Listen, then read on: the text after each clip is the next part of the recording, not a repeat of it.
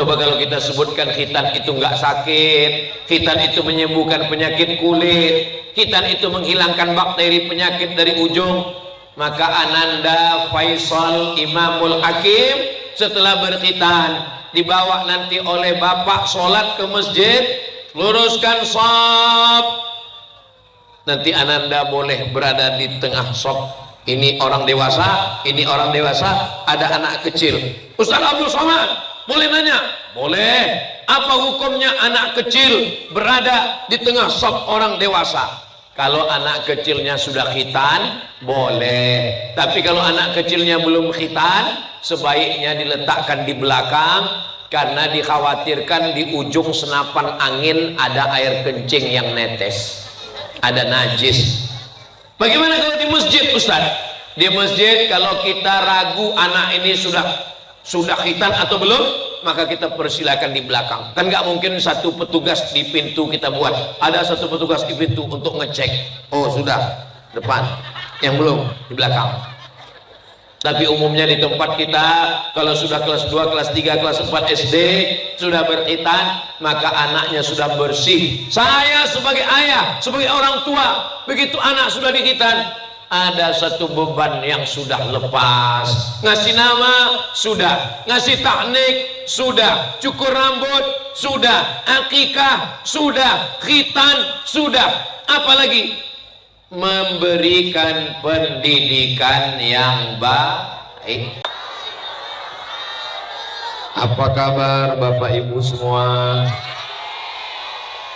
Pripun kabare panjenenganipun? Baik. Alhamdulillahi rabbil alamin. Allahumma sholli ala sayyidina Muhammad wa ala alihi wa sahbihi wa barik wa sallim. Moga-moga kita semuanya diakui sebagai umat Nabi Muhammad sallallahu alaihi wasallam. Kita semua diberikan istiqomah iman dan Islam, dan kita semuanya mati dalam keadaan husnul khatimah. Amin ya rabbal alamin. Sallallahu ala Muhammad, sallallahu alaihi wasallam, sallallahu ala Muhammad, sallallahu alaihi wasallam. Ya Nabi salam alaika, ya Rasul salam alaika, ya Habibi salam alaika, salawatullah alaika. Allahumma salli ala Sayyidina Muhammad. Masya Allah, tabarakallah, sambutan masyarakat malam ini ke kanan jalan penuh, di depan pun Masya Allah. Terus yang agak kosong kiri, rupanya sungai. Ini yang di belakang. Mudah-mudahan semuanya diberikan kebaikan, bahagia dunia akhirat. Hati-hati adik-adik jatuh ke bawah. Malam ini saya diberikan kesempatan, Sahibul Bait beserta keluarga yang saya hormati, para alim, para ulama, hadratul muhtaramin wal mukarramin yang tidak dapat saya sebutkan satu persatu, hadirin hadirat, muslimin muslimat, mukminin mukminat, solihin solihat yang belum kawin dan belum sunat. Acara malam ini Maulidur Rasul sallallahu alaihi wasallam, tasyakuran khitan, mengikuti sunnah kanjeng Nabi Muhammad sallallahu alaihi wasallam. Ananda Faisal Imamul Hakim. Faisal artinya orang yang berada di tengah, tidak memihak ke kiri dan ke kanan. Jadi kalau ada kesebelasan Manchester United dengan Liverpool, bisa kelahi, bisa berantem, maka penengahnya itu adalah Faisal. Mudah-mudahan sesuai dengan namanya, Ananda Faisal menjadi orang yang selalu mendamaikan antara siapapun yang berkonflik di dunia ini, insyaallah. Imam, pemimpin. Hari ini orang sibuk mendaftar ke KPU ingin jadi pemimpin. Ananda kita baru khitan sudah jadi pemimpin. Hakim, orang yang bijaksana, orang yang diberikan hikmah oleh Allah Subhanahu wa taala. Maka dalam namanya 3, Faisal, Imamul Hakim, nama adalah doa. Mudah-mudahan berkah dari namanya sesuai dengan doa kita bersama menjadi anak yang soleh, insyaallah. Amin ya rabbal. Nama yang paling bagus adalah nama yang disandingkan dengan Allah. Abdurrahman, Abdurrahim, Abdus Somad. What is in a name? Apalah arti sebuah nama? Dalam Islam nama adalah doa. Saya pernah ketika kenalan, siapa namanya? Namanya Camry. Oh, apa iki jenenge kok Camry? Ini merek mobil Toyota, bukan Pak Ustadz. Terus kebetulan lahirnya 18 Agustus. Jadi Camry kemerdekaan Republik Indonesia. Bagus. Bagus apa enggak bagus? Bagus. Cinta negara, kesatuan Republik Indonesia, siap jaga NKRI. Tidak ada yang salah. Sekarang banyak orang ngasih nama anak pakai ilmu cocokologi. Cocok-cocok. Kebetulan nama suaminya Sulaiman, nama istrinya Toyibah, nama anak Letoy. Mohon maaf kalau kebetulan. Saudara ini muliakan Allah, mintalah kepada para alim, para ulama, para kiai, para ustaz supaya diberikan nama yang baik-baik. Maka dengan itu anak pun menjadi senang. Mudah-mudahan masa depannya menjadi orang-orang hebat yang terpandang di dunia dan di akhirat, insyaallah. Coba bayangkan Ananda Faisal, Imamul Hakim, terpilih menjadi polisi, tentara, pengacara, menang ikut pilkada, lalu kemudian orang yang terhormat Bapak Faisal Imamul Hakim. Bangga kita semua, betul? Ada zaman sahabat Nabi namanya Husain. Husain artinya tembok. Bayangkan kalau ada camat namanya Pak Tembok. Yang saya hormati Bapak Tembok beserta Ibu Tembok. Mohon maaf Pak Tembok, jangan tersinggung. Namanya dirubah Kanjeng Nabi Muhammad sallallahu alaihi wasallam menjadi nama yang bagus, Abdullah bin Salam. Nama tidak boleh mengandung nama unsur syirik, musyrik. Abdul Ka'bah, Ka'bah makhluk, Abdul Ka'bah hamba Ka'bah, nggak boleh dirubah Nabi namanya menjadi Abdullah. Nama ayahnya Abu Quhafah, anak gadisnya nikah dengan Nabi Muhammad SAW, nikah Bikr, Bakr, maka dipanggil dia dengan ayah anak gadis Abu Bakar Siddiq radhiyallahu anhu. Ada sahabat Nabi yang datang dari Yaman, namanya Abdus Syams, Abdu hamba, Syams matahari, Abdus Syams hamba matahari. Nggak boleh syirik, jangan menghambakan diri kepada matahari, apalagi hamba mangga. Kebetulan kelihatan pohon mangga. Hamba matahari nggak boleh. Dirubah Nabi namanya menjadi Abdurrahman, nama ayahnya Sahar, Abdurrahman bin Sahar, nama kampungnya Ad-Dus, Abdurrahman bin Sahar Ad-Dusi. Selalu bawa kucing, dipanggil dengan ya Abahir, Abu Hurairah. Nama kampung pun dirubah Nabi juga. Ada kampung namanya Yasrib. Yasrib banyak kuman, banyak bakteri, banyak penyakit. Bayangkan kalau ada kampung namanya COVID-19. Ustaz mau ceramah kemana? Mau tausiah ke COVID. Hati-hati, innalillah ya Pak Ustaz. Kamu mau kemana? Saya mau ke kampung yang banyak kuman, banyak bakteri, banyak penyakit. Ketika Nabi sampai ke kampung itu, dirubah namanya menjadi Al-Madinah Al-Munawwarah. Maka Nabi kita pun namanya luar biasa, namanya adalah Ahmad. Sebelum turun ke bumi terpuji, ya'ti mim ba'dismuhu Ahmad. Lalu kemudian setelah turun namanya adalah Muhammad sallallahu alaihi wasallam.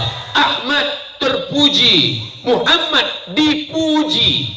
Makanya orang kafir musyrik bingung mau ngejek dia, karena namanya sudah terpuji. Mana si terpuji tercela itu? Bingung mau ngejeknya, karena namanya sudah terpuji. Mudah-mudahan yang hadir malam ini terpuji di bumi, terpuji di langit, terpuji di dunia, terpuji di surga, karena dia adalah umat Kanjeng Nabi Muhammad sallallahu alaihi. Salatullah salamullah. Yang handphonenya ada flash center, bisa diangkat ke atas, dihidupkan dulu. Kita mau rekam, mau lihat ini sampai kemana ini jalan, berapa kilometer jumlah manusia ini. Masya Allah, tabarakallah. Saya lihat dari jauh seperti manusia, rupanya pohon kayu. Oh, ada orang di atas. Coba tadi kalau nggak dihidupkan senter, nggak tahu saya ada manusia di atas. Kalau Tuhan pergi ke Mekah, jangan lupa beli kitab. Sudah lama Abdul Somad tausiah, malam ini ada yang di atas atap.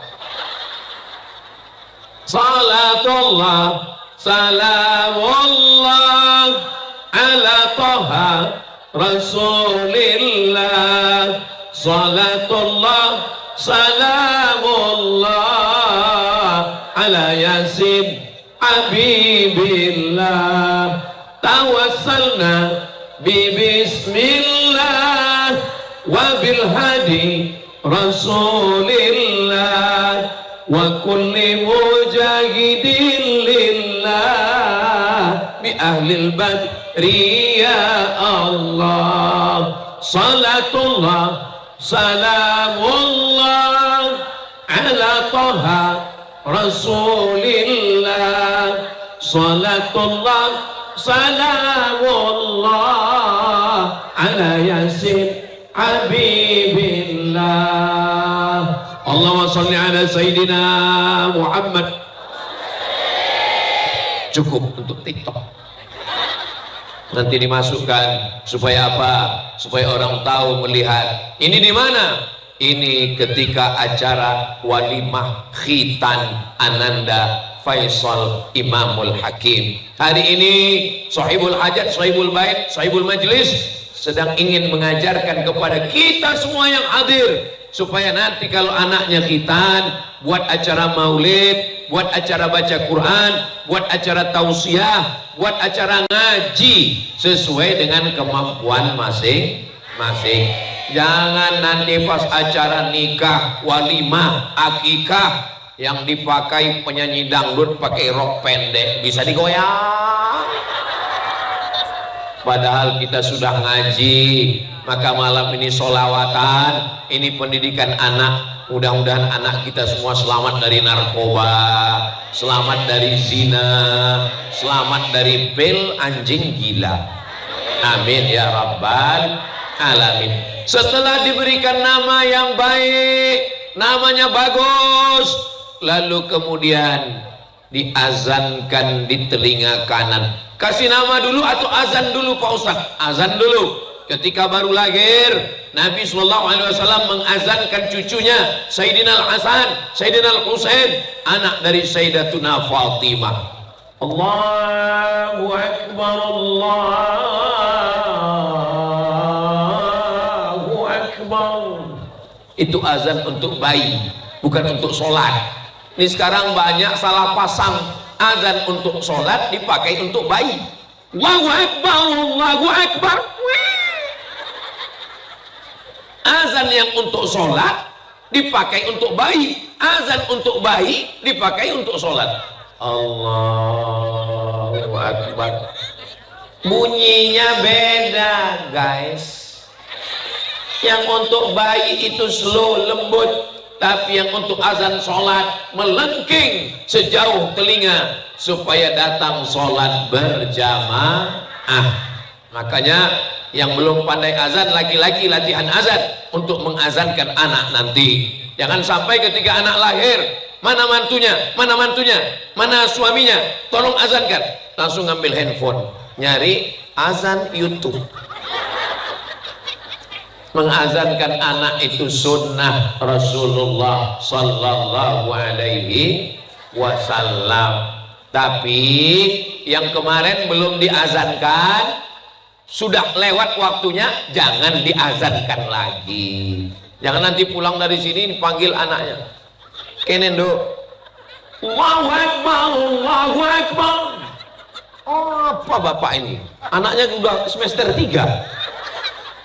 Sudah lewat, nggak apa-apa, bukan wajib, nggak ada denda.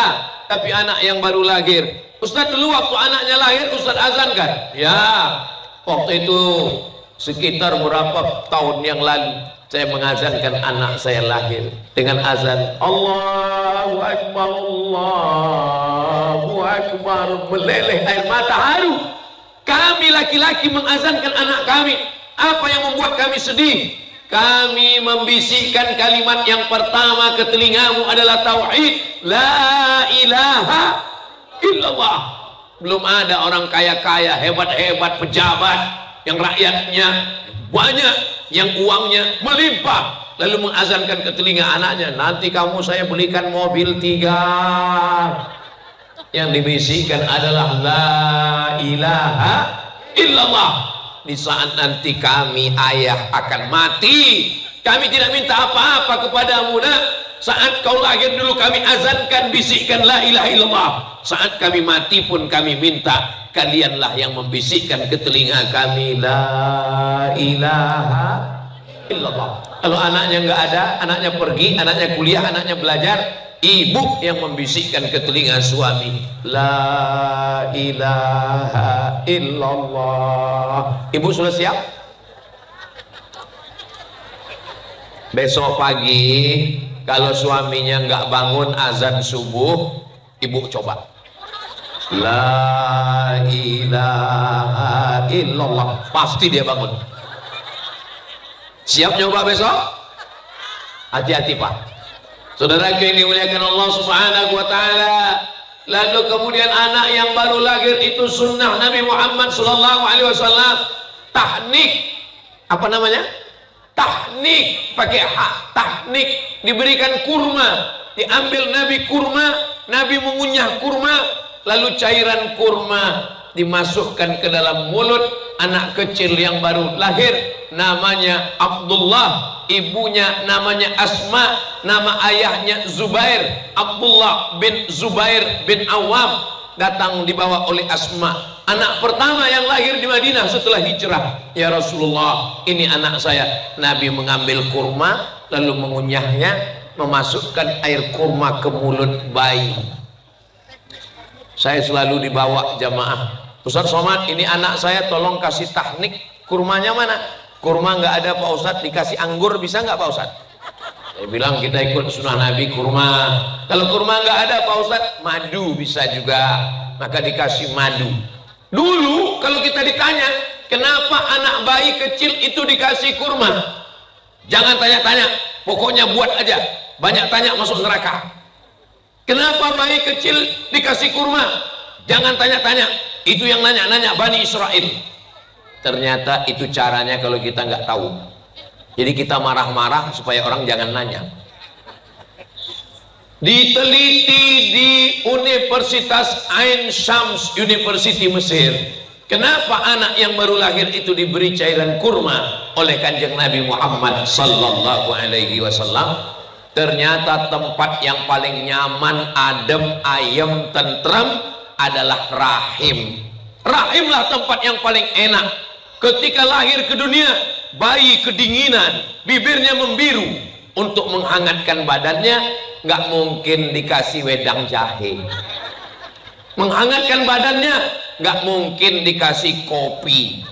Maka dikasih cairan kurma, karena kurma gula tapi tingkat glukosanya enggak tinggi seperti gula yang kita minum teh manis, maka bagus makan kurma. Allahumma sholli ala sayyidina Muhammad wa ala ali sayyidina Muhammad. Setelah diberi kurma, diazankan, langsung disusukan oleh ibunya. Inilah dia air susu ibu yang disebutkan dalam Al-Quran. Menghamilkan, mengandung anak 9 bulan 10 hari lamanya. Ibu-ibu di desa kita mengandung masih 9 bulan 10 hari. Alhamdulillah. Di tempat lain sekarang 4 bulan. Lahir nikah Januari, Mei sudah lahir. Pas ditanya, loh kok cepat sekali? Ini edisi spesial. Saudara yang dimuliakan Allah, mudah-mudahan Allah menjaga anak-anak kita dari zina, insya Allah, amin. Di antara yang disarankan ulama, anak kecil baru lahir, bayi, dibacakan surat Inna anzalnahu fi lailatul qadr wa ma adraka ma lailatul qadr lailatul qadri khairum min alfi syahr tanazzalul malaikatu war-ruhu fiha bi'izni rabbihim min kulli amr salamun hiya hatta matla'il fajr. Salamun, selamatlah anak ini dari zina hatta matla'il fajr, sampai dia menikah, mintakan kepada Allah, ditutup dengan sholawat Allahumma sholli ala sayyidina Muhammad wa ala ali sayyidina Muhammad. Ya Allah, jaga anak kami dari playboy cap tupai. Apa maksudnya Pak Ustadz? Itu playboy yang manjat pohon kelapa, habis pohon kelapa lubang semua. Mudah-mudahan anak-anak kita selamat semuanya, amin ya rabbal alamin. Lalu kemudian ketika anak ini sudah diberikan cairan kurma, sudah diazankan, disusukan oleh ibunya, berapa lama? Wa hamluhu wa fisaluhu fi amaini, 2 tahun.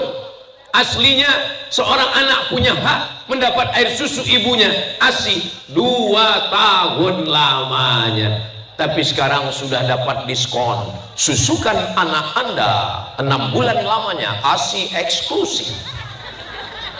Ustaz tahu dari mana? Iklan RRI. Kenapa anak mesti disusukan eksklusif 6 bulan? Karena kalau disusukan ibunya, badannya sehat, pertumbuhannya terjaga, imun tubuhnya kuat, tidak terkontaminasi bakteri, virus, kuman, penyakit, dan kuat ikatan emosional dengan ibunya. Saya masih ingat dulu saya di kampung ada sungai seperti kampung kita. Sore-sore kami mandi, hujan, membiru bibir karena kedinginan, tapi nyantai aja, sehat aja. Anak zaman sekarang belum mandi, baru ngelihat awan mendung udah bersin. Kenapa? Badan tidak sehat. Surga di bawah telapak kaki dulu, karena disusukan ibu. Sekarang surga di bawah telapak kaki kaleng susu. Mudah-mudahan kita semua termasuk yang ikut sunnah kanjeng Nabi Muhammad SAW. Karena malam ini acara kita maulid. Maulid adalah mengambil pelajaran dari Nabi Muhammad bagaimana mendidik anak-anak. Saat lahir diazankan, badannya kedinginan, diberikan air kurma, dibisikkan ke telinganya tauhid, diberikan makanan terbaik terindah, air susu ibu. Lalu setelah itu diberikan nama yang baik-baik, kemudian diundang jiran, tetangga, kawan, sahabat, potongkan kambing, namanya akikah. Kullu mauludin, setiap yang anak terlahir, murtahanun bi aqiqatihi, tergadai dengan akikahnya. Kebetulan nggak punya uang, motor digadaikan. Nanti setelah ada uang tebus. Kebetulan nggak punya uang, ada rantai emas digadaikan. Ketika ada uang tebus, anak kita itu sesungguhnya tergadai. Maka bagaimana cara menebusnya? Tulbahu anhu yauma sabi'ihi, hari ke-7 sembelihkan kambing, laki-laki 2 ekor, perempuan 1 ekor. Menurut mazhab Syafi'i, yuhlaku, dicukur rambutnya, dicukur, ditimbang seberat perak. Perak 1 gram sekarang 70.000. Jadi kalau rambut anaknya beratnya 10 gram 700.000. Sodakoh undang fakir miskin, anak yatim, jiran dan tetangga. Tapi kabarnya rambut itu ditimbang pakai emas Pak Ustadz. Siapa yang mau buat pakai emas bagus. Tetangga saya buat pakai emas. Anak saya pun waktu lahir rambutnya dicukur ditimbang pakai emas. Boleh. Kebetulan rambutnya tipis. Coba kalau lahir gondrong ditimbang rambutnya 1 kilo. Emas 1 gram 1 juta. 1 kilo 1 miliar. Tapi karena orang kaya sedekah 1 miliar. Boleh apa nggak boleh? Boleh, nggak ada larangan. Bagus, undang semua jiran tetangga ramai-ramai. Acara malam ini luar biasa sampai nggak kelihatan ujungnya di mana. Ke kanan nggak kelihatan ujung, ke kiri. Tapi nampaknya sudah siap. Itu mobil foreder polisi ngawal ustadz atau ambulan. Saudara yang dimuliakan Allah Subhanahu wa taala, yuhlaku, cukur rambutnya, wa yusamma, kasih nama yang bagus, sembelihkan kambing akikah, lalu kemudian makan beramai-ramai. Mudah-mudahan adik-adik, remaja-remaja sehat walafiat, sekolah, bekerja, aktivitas, nanti yang belum menikah diberikan jodoh yang baik-baik. Oh, banyak juga sing urung rapi ya.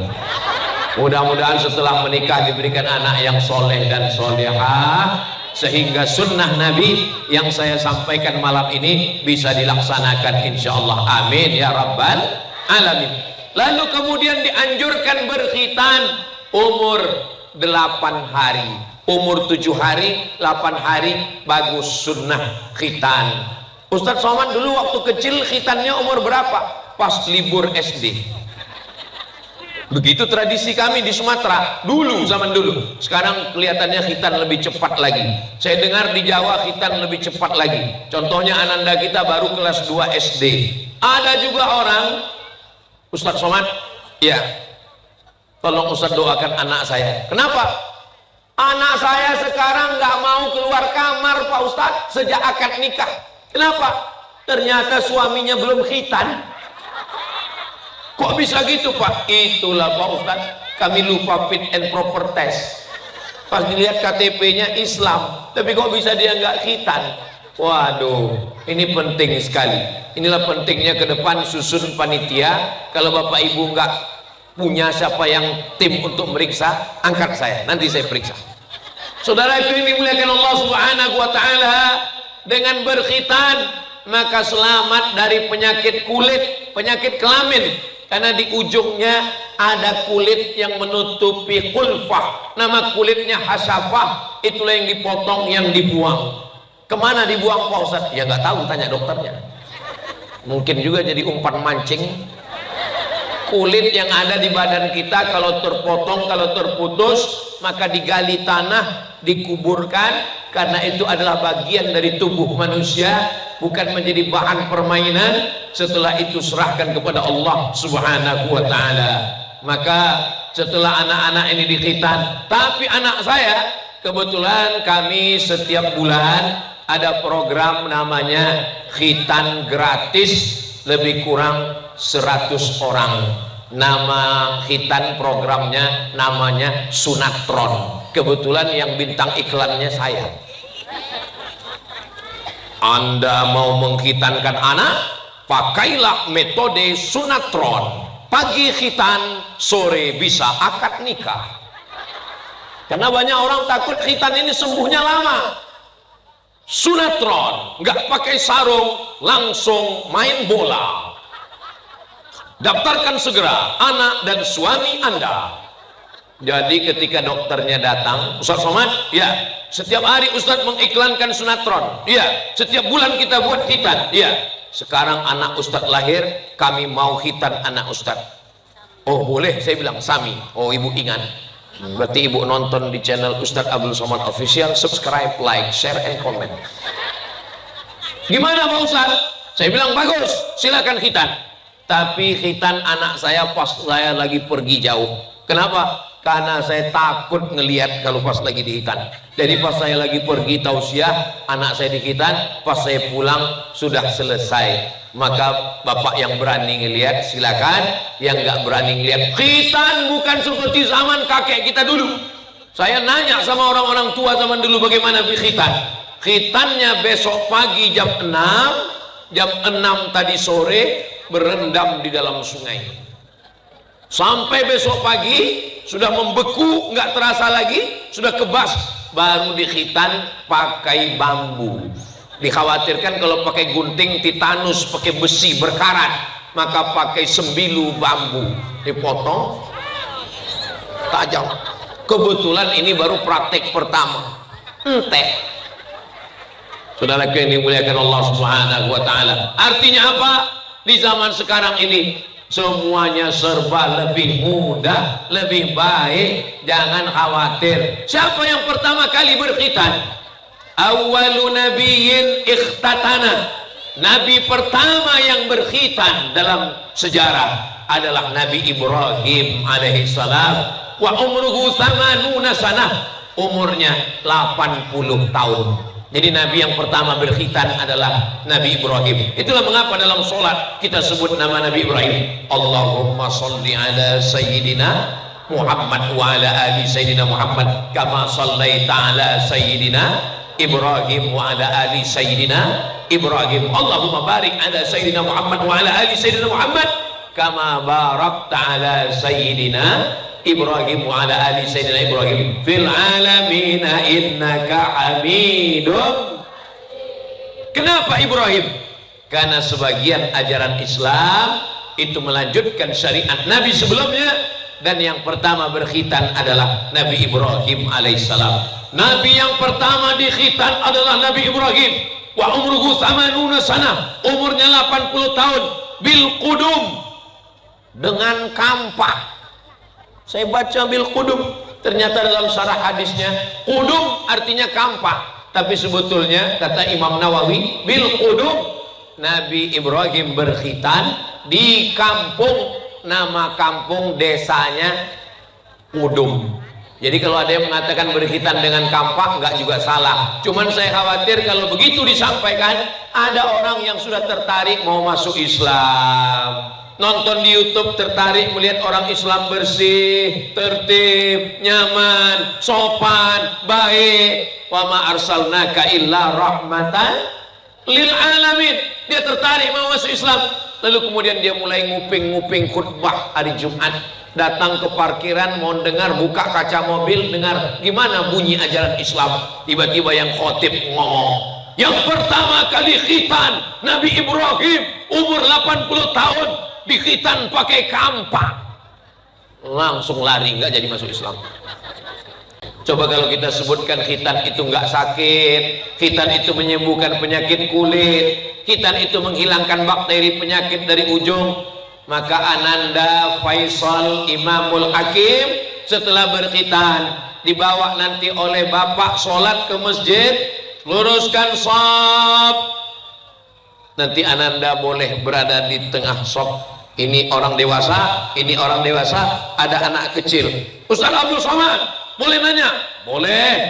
Apa hukumnya anak kecil berada di tengah shaf orang dewasa? Kalau anak kecilnya sudah khitan, boleh. Tapi kalau anak kecilnya belum khitan, sebaiknya diletakkan di belakang, karena dikhawatirkan di ujung senapan angin ada air kencing yang netes, ada najis. Bagaimana kalau di masjid, Ustaz?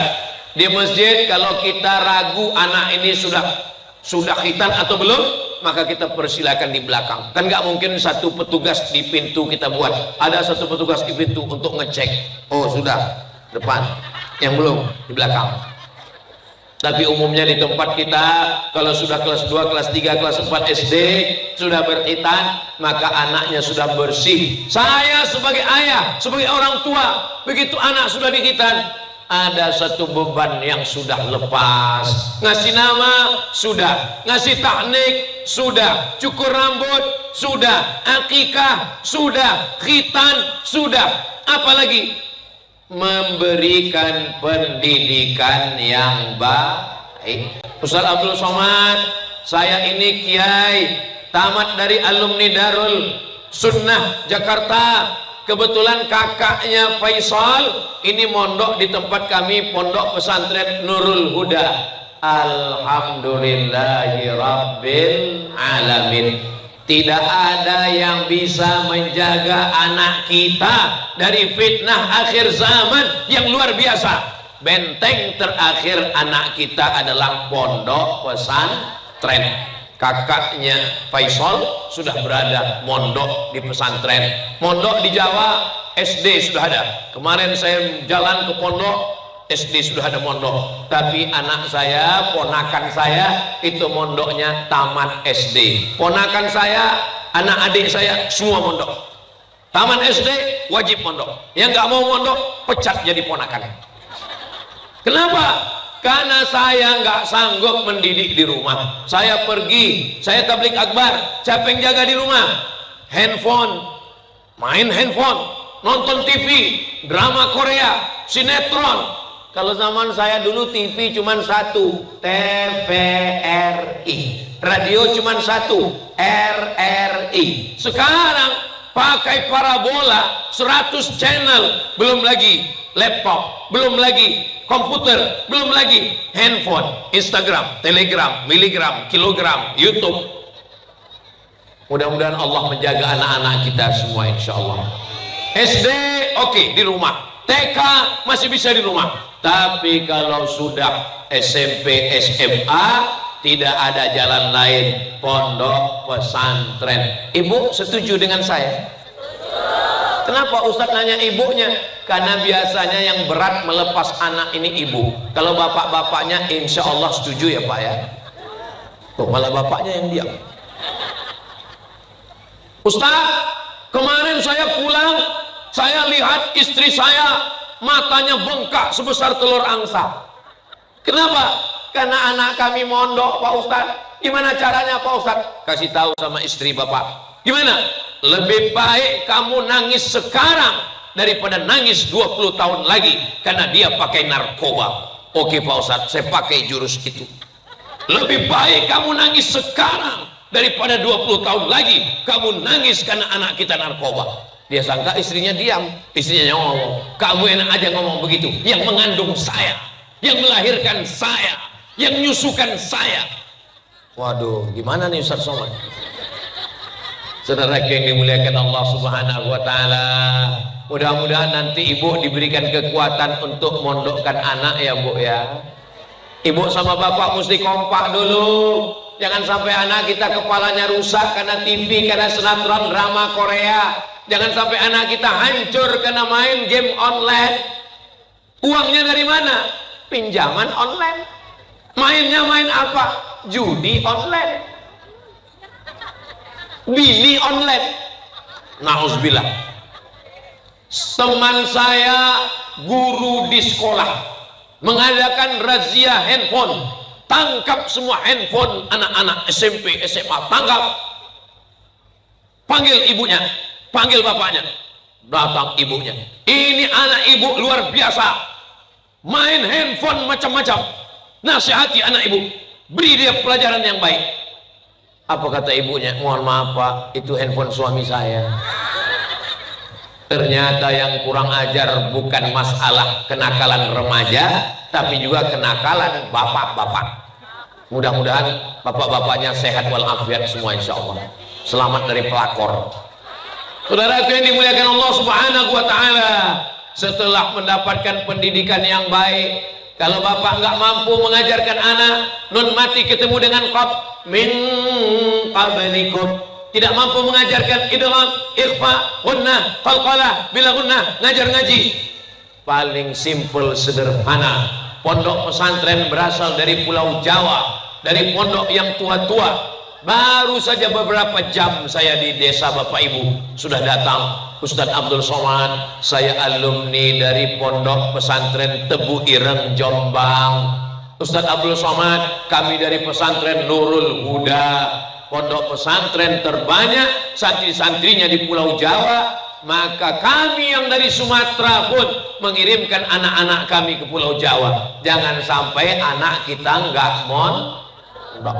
Yang sudah bisa mondok alhamdulillah, yang belum mondok insya Allah. Kenapa sekarang diangkat berita menjelekkan pondok? Itu salah satu cara untuk merusak kepercayaan umat, supaya umat ini tidak lagi percaya pada pondok, lalu nggak mondokkan anaknya di rumah, makin hancur bapak belur. Jangan gara-gara nila setitik rusak susu sebelanga. Itu informasi kecil upel yang dibesar-besarkan oleh medsos supaya merusak citra pondok pesantren. Negeri ini merdeka karena pondok pesantren. 10 November hari pahlawan. Betul, 10 November memang hari pahlawan, tapi pahlawan yang mau mati syahid, yang mau gugur sebagai syuhada, mereka yang mengamalkan fatwa ulama. Mbah Hasyim Hadratus Syekh Hasyim Asy'ari mengeluarkan fatwa resolusi jihad pada tanggal 22 Oktober.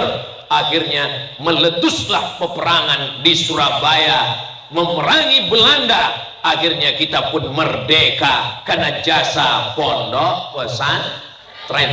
Maka pondok pesantren ini jasanya luar biasa. Bapak Ibu, saya pun mondok, anak saya mondok, ponakan saya mondok, saya pun buka pondok. Supaya apa? Menyelamatkan anak bangsa. Insya Allah Ananda Faisal Imamul Hakim pun nanti juga akan mondok setelah tamat SD, insya Allah. Amin ya Rabbal.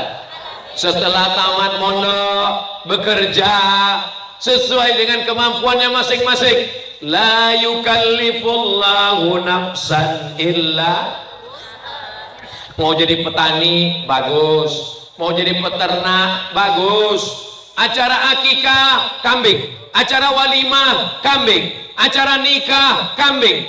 Kenapa kita mesti impor kambing dari Australia padahal kita punya banyak rumput? Maka anak-anak kita mesti punya ternak kambing, insya Allah. Amin. Kita makan nasi, nasinya dari padi, padinya kita mesti swasembada beras. Maka berasnya pun ditanam padi, padi menghijau, panen padi raya bersama Menteri Pertanian, Presiden. Maka ini pun juga adalah pertanian. Jadi petani tidak hina, ekspor impor, pedagang. Doakan anak-anak kita supaya rezekinya berlimpah, kaya raya, bisa bangun masjid insya Allah. Amin ya Rabbal alamin. At-tajir pedagang, as-saduq jujur, al-amin amanah, ma'an nabiyyin, kalau dia meninggal dia akan bersama para nabi, was-siddiqin bersama orang yang benar, was-syuhada bersama orang mati syahid, was-sholihin bersama orang-orang yang soleh. Ini saya yakin dan percaya bapak-bapak, ibu-ibu ini orangnya kaya-kaya ini insya Allah. Amin. Dari mana Ustaz tahu kaya-kaya? Ini kebunnya, rumahnya, jalannya, jembatannya. Laisal ghina kasratal ard. Orang yang kaya itu bukan yang banyak hartanya. Orang kaya itu adalah kaya hatinya. Berapa banyak orang yang kaya tapi korupsi, makan haram, karena hatinya selalu kurang. Betul? Kita selalu minta sama Allah, Allahumma aghnina bihalalika an haramik. Cukupkan kami dengan yang halal. Anak-anak kita baca Quran, jangan sampai tidak baca Quran, jangan sampai buta huruf Al-Quran. Mudah-mudahan turun rahmat barokah ke desa kita bi barakatil Quran insyaallah. Allahumma arhamna bil Quran waj'alhu lana imaman wa nuran wa hudan wa Allahumma zakkirna minhuma nasina wa 'allimna minhuma jahilna warzuqna tilawatahu ana al-laili wa atrafan nahar waj'alhu lana hujjatan ya rabbal alamin. menjadi para penghafal Quran. Anak saya yang pertama Mizyan Hazik Abdillah, yang kedua Sami Ahmad Mesbahi Ibadillah. Doakan supaya anak saya menjadi penghafal Quran mujahid fisabilillah. Kenapa Ustaz minta doa kami? Orang-orang ikhlas lebih 40 orang, lebih 400 orang, lebih 4000 orang. Ketika Bapak Ibu mengatakan amin, Allah kirimkan malaikat. Apa kata malaikat? Amin walaka mithluh. Engkau mengaminkan saudaramu, maka doamu pun diaminkan dan engkau mendapatkan yang sama dengan saudaramu. Maka kita mesti mendoakan yang baik-baik. Ini banyak orang sekarang mendoakan yang nggak baik. Ya Allah, tetanggaku baru renovasi rumah, sakit hatiku, matikan dia. Kalau bisa jangan langsung mati ya Allah, buat stroke 6 bulan. Jangan mendoakan yang tidak baik. Doakan supaya rezekinya berkah, hidupnya berkah. Orang kalau hatinya bersih, doanya tulus. Ini sekarang banyak orang, tetangganya yang beli kulkas, dia yang kedinginan. Mudah-mudahan kita termasuk yang hatinya bersih, insya Allah. Ini acara malam ini bisa terselenggara penuh jalan sepanjang jalan. Ini karena masyarakat ini hatinya bersih. Coba kalau hatinya nggak bersih, saya nggak mau halaman depan rumah saya dibuat pengajian. Kalau ngaji, ngaji aja. Saya nggak mau, kami nggak bisa lewat di jalan. Tapi malam ini halaman rumah, jalan-jalan semuanya, mudah-mudahan semua jiran, tetangga, kawan, masyarakat menjadi rukun, adem, ayam, tentram, selamat, sentosa, bahagia dunia akhirat insya Allah. Bersama kita bersaudara di dunia, bertetangga juga di surga Jannatul Firdaus. Amin ya Rabbal. Mengazankan anak sudah, motongkan kambing sudah, potong rambut sudah, makan kurma sudah, khitan sudah, masuk pondok sudah. Sekarang anaknya sudah siap untuk menikah. Maka nanti 20 tahun lagi Ustaz Somad akan diundang lagi acara nasihat pernikahan Faisal Imamul Hakim. Sekarang 2024, 2034, 2044. Ini kelihatannya Bapak Ibu sebagian udah meninggal. Saya masih hidup. Nasihat pernikahan. Kenapa? Ini tanggung jawab kita sebagai orang tua. La tus'alunna yauma idzin 'anil.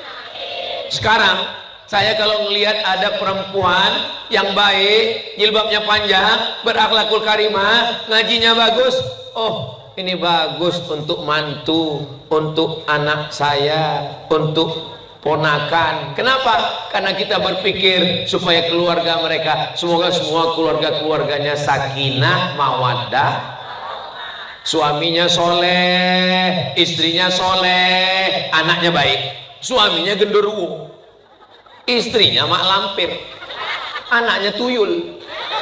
Gimana mau keluarganya baik? Tapi insya Allah malam ini cobalah lihat, ada anak-anakku, anak-anak tadi ketika saya dikawal oleh sahabat-sahabat banser kanan kiri. Ini desa kita ini aman atau enggak aman? Aman kan? Tapi kenapa dikawal banser ramai dan pakai jeruji besi keliling? Ini kenapa dikawal begini? Padahal aman. Ustadz Somad dikawal bukan karena tidak aman, tapi ini memang ada gerakan emak-emak garis keras. Saudara yang dimuliakan Allah, mudah-mudahan semua yang membuat acara ini bisa mudah terselenggara dengan baik, diberikan balasan yang terbaik insya Allah. Mereka yang masang besi, mereka yang masang pentas, mereka yang masang lampu, mereka yang berjasa masang sound system, mereka tak ada dipanggil. Tadi saya waktu makan di dalam nggak ada dengar. Berikut ini mari kita dengarkan kata sambutan dari yang masang lampu. Nggak ada. Yang tampil ke depan protokol, maulid, baca Quran, kata sambutan, langsung tausiah. Memang benar acara ini besar, yang ada gambarnya paling besar gambar Ustadz Abdul Somad, dimeriahkan oleh grup Hadrah As-Salam. Anda mau acara akikah, walimah, undanglah grup Hadrah As-Salam. Hubungi nomor kontak berikut. Ingat, jadwal padat. Saudara yang dimuliakan Allah Subhanahu wa ta'ala, maka menikahkan anak. Datanglah santri saya, Ustaz Somad, Ya, masih ingat dengan saya? Oh ingat, kamu kan mahasiswa saya. Saya sudah selesai S1 Pak Ustadz, alhamdulillah. Sudah kerja? Saya udah kerja Pak Ustadz, alhamdulillah. Sudah nikah? Belum Pak Ustadz, innalillah. Kenapa kamu belum nikah? Tolonglah carikan jodoh Pak Ustadz. Dulu kan Ustadz ngomong katanya perempuan itu dilihat 4, tungkahul mar'atu li arba, 5 liha, sugih, kaya, wali asabiha, bangsawan, bangsa yang hidup di awan, wali jamaliha, cuan, wali diniha, taat beragama, ngaji, tamat pondok, berakhlakul karimah. Tolong carikan yang ada sifatnya 4 Pak Ustadz. Saya bilang kalau ada 4-4-nya ngapain saya kasih ke kamu? Mencari perempuan yang sempurna seumur hidup nggak akan menikah. Ibu kalau mau cari suami yang sempurna seumur hidup nggak akan punya suami. Maka punya kekurangan-kekurangan sedikit, ya ditempel di dempul, insya Allah sempurna. Ibu dulu mungkin waktu mau nikah maunya suami itu rambutnya pirang seperti rambut jagung, matanya biru, kulitnya putih besar tinggi. Tapi ternyata begitu dikirimkan Allah seorang pangeran yang biasa-biasa aja. Tapi apa yang terjadi? Allah berikan suami bukan yang ibu minta, tapi yang sesuai dengan ilmu Allah. Betul Pak Ustadz. Coba kalau suami saya rambutnya pirang, matanya biru, kulitnya putih, tinggi 2 meter, saya selalu cemas kalau dia pergi Pak Ustadz. Tapi dengan suami saya yang sekarang, ya hilang pun nggak apa-apa. Bapak Ibu yang dimuliakan Allah Subhanahu wa Ta'ala. Begitu juga dengan laki-laki. Kalau perempuan mencari laki-laki, idza ja'akum man tardawna din, yang pertama dilihat adalah din, agamanya. Yang kedua, wa khuluquhu, akhlaknya. Baik agamanya, baik akhlaknya, sopan santun, tata krama, budi bahasa, orangnya lembut, nikahkanlah dia. Iyakunu fuqara, kalau dia miskin, kalau dia susah, yughnihimullah, Allah yang akan memberikan dia kekayaan. Ini sekarang banyak orang nggak mau punya mantu kalau sekolah agama tamat pondok. Saya mau minang anak bapak. Kamu sekolahnya apa? Saya sekolahnya SE. Welcome. Saya mau minang anak bapak. Kamu sekolahnya apa? SH, sarjana hukum, pengacara, gajinya per jam. Melebu. Kamu apa? Saya dari pondok. Oh, mohon maaf ya, anak saya sudah. Dia tidak tahu bahwa yang dari pondok inilah yang dibukakan Allah pintu rezeki barokah. Dia nggak tahu kalau dia mati sakratul maut, yang tamat pondok inilah yang akan memejamkan matanya, inna lillahi wa inna ilaihi raji'un, yang akan membisikkan talqin ke telinga la ilaha illallah, yang akan memasukkan ke liang lahat. Maka jangan menyepelekan orang sekolah agama. Ini Ustaz ngomong gini membalaskan sakit hati saya dulu, karena saya ditolak karena saya sekolah agama. Pulang bawa ijazah LC, lagi cemas. Saudara yang dimuliakan Allah Subhanahu wa Ta'ala, maka ini tanggung jawab kita bersama. Sudah berikan nama yang baik, sudah cukurkan rambutnya, sudah kasih makan kurma, sudah azankan ke telinganya, sudah akikah, sudah masukkan pondok, sudah disusukan, sudah dinikahkan. Selesaikah tanggung jawab kita? Belum. Sampai kapan? Minal mahdi ilal lahdi, sampai ke liang lahat. Seminggu menikah, tiba-tiba pulang bulan madu datang ke rumah, rambutnya sudah seperti sarang tawon, jilbabnya terbang, baju panjangnya melayang, roknya sudah pendek. Maka ibu bapak nggak boleh diam, panggil anak mantu, duduk. Mau dibawa kemana hubungan kita? Kenapa kamu membiarkan istrimu roknya terbuka? Kenapa auratnya tidak tertutup? Kenapa jilbabnya terbang? Kenapa melayang? Suaminya tidak boleh berkata, ini sudah istri saya, sorga di bawah tapak kaki saya. Sorga di bawah tapak kaki suami. Innama huwa jannatuki wa naruki. Suami bisa jadi surgamu, suami bisa jadi nerakamu kalau suaminya taat pada Allah. Kalau suaminya Fir'aun, suami maksa ibu, kamu adalah istriku, buka jilbabmu, potong rok pendekmu, semua surat tanahmu untukku. Itu bukan suami yang benar. Suami yang benar adalah suami yang takut kepada Allah. Istri tidak wajib patuh kepada suami yang tidak takut kepada Allah. La ta'ata li makhluqin fi ma'syatil khaliq. Tidak ada ketaatan kepada makhluk kalau makhluk itu tidak taat kepada Allah Subhanahu wa ta'ala. Barakallah lakuma wa baraka alaikuma wa jama'a bainakuma fi khair. Semoga keluarganya sakinah mawaddah warahmah. Amin. Walaupun hatimu panas, saya nggak bisa datang ke acara walimah dia Pak Ustadz. Kenapa nggak bisa? Saya yang nemani dia dulu di kampus Pak Ustadz, terus nikahnya dengan orang lain. Besarkan hatimu, tenangkan jiwamu, datang ke hotel, datang ke rumahnya tempat walimah, naik ke atas pentas, ucapkan barakallahu lakum. Kalau hatimu bersih, Allah akan ganti. Tapi kalau hatimu kotor, doanya sama, bunyinya beda, barakallahu lakum. Tapi Pak Ustadz, dia satu-satunya perempuan. Dia bukan satu-satunya perempuan. Kumbang bukan seekor, bunga bukan setangkai, patah tumbuh hilang berganti, hilang satu tumbuh seribu. Betul? Jangan putus asa. Kenapa? Allah punya rencana yang lebih indah. Itu kan pacar kamu. Kenapa dia bisa nikah duluan? Allah punya rencana lebih indah. Bunga bukan setangkai, kumbang bukan seekor, patah tumbuh hilang berganti, hilang satu tumbuh seribu. Jangan nangis depan manusia. Nanti pas sudah masuk semak-semak baru nangis. Jangan tunjukkan lemahmu di hadapan manusia. Tunjukkan bahwa kau kuat bersama Allah. La haula wa la quwata illa billahil aliyyil azim. Ustaz Abdul Somad, nanti Ustaz tausiahnya dari jam 9 sampai jam 10, 1 jam saja, sesuai dengan kode etik 600 ml. Dan sekarang sudah jam 10:05. Saya walaupun nggak ngelihat jam, sudah terasa dari kesemutannya. Bapak Ibu yang dimuliakan Allah, saya senang sekali bisa sampai ke majelis ini, bisa menyampaikan sunnah-sunnah Kanjeng Nabi Muhammad SAW dari mulai anak lahir sampai menikah. Mudah-mudahan yang saya sampaikan ini diamalkan, dan ketika saya mati menghadap Allah menjadi amal jariah buat kita semua insya Allah. Mudah-mudahan semua keluarga kita sakinah mawaddah warahmah.